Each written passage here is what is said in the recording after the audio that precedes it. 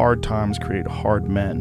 Hard men create soft times. Soft times create soft men. Soft men create hard times.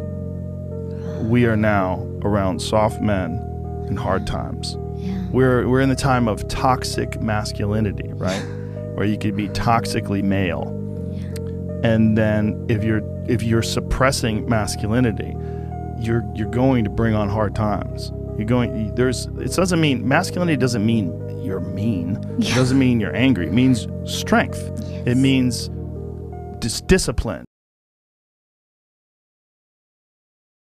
It means the ability, like you need a military. And if you don't think you need a military, you need to go and pay attention to the rest of the world, because there's militaries all over the world that are doing horrific things. If you don't have a military in this country that can combat that and at least act as a deterrent to them doing things, you're going to get taken over. Yeah. That's what's happened.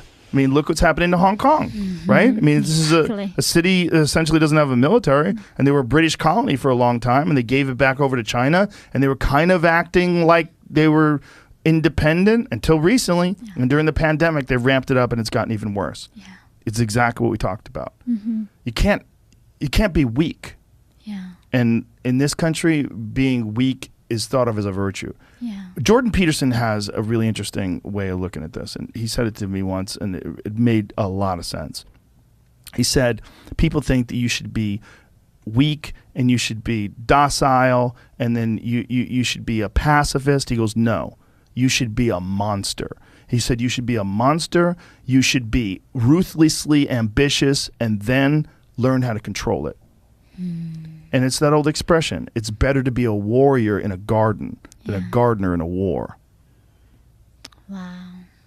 It's an old expression, but it makes sense, because it doesn't mean that you can't be kind if you're strong, but it does mean you can't be strong if you're weak. Yeah. If you're weak, you're fucked. And there's a lot of weak people in this country right now that are trying to take control.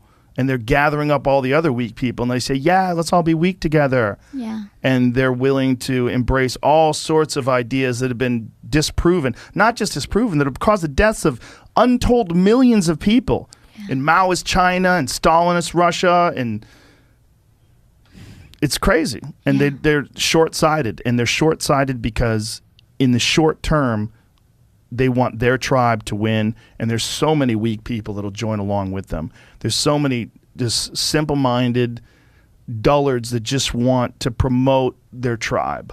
Yeah. I mean, they encourage you to be triggered. Yeah. They encourage you to be weak, right? When you go, then they try not to expose you to any reality.